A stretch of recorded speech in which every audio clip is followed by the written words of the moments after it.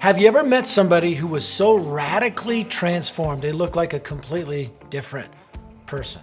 When I think of this, I think of two people. I think of my Uncle Jack, right? My Uncle Jack was a bodybuilder and a street fighter who spent a lot of his time in jail for violent acts, very violent guy. He had lamb chop sideburns that went down to here, tats everywhere.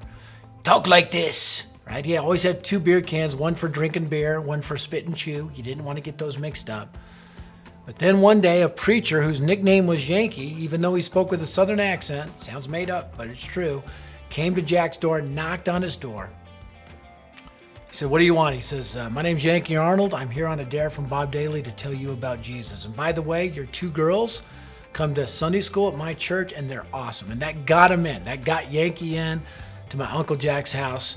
And there, Yankee explained the good news of the gospel of Jesus Christ, that Jesus came for sinners just like Jack. Jack had never heard the gospel before.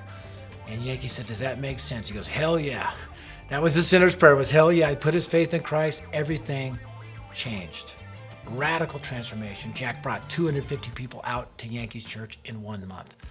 Man, when I think of radical transformation, I think of my Uncle Jack. I also think of the Apostle Paul, because before the Apostle Paul was the Apostle Paul, who wrote like a third of the New Testament, he was Saul, the religious terrorist, who was literally hunting Christians down. And he was on his way to Damascus with all the legal authority to take Christians out and throw them in prison. And Jesus shows up, blinds him by his presence, and says, "Saul, Saul, why do you persecute me?"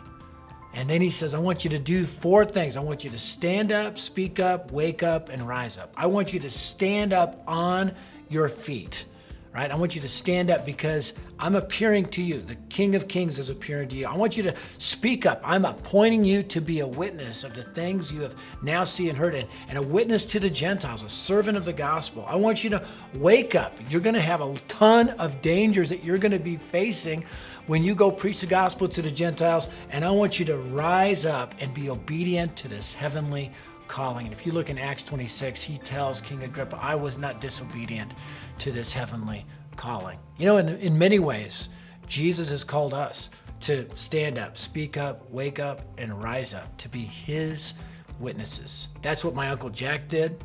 That's what the Apostle Paul did. And that's what we're called to do, to be his witnesses. I really unpack these stories in detail in my book, Unlikely Fighter.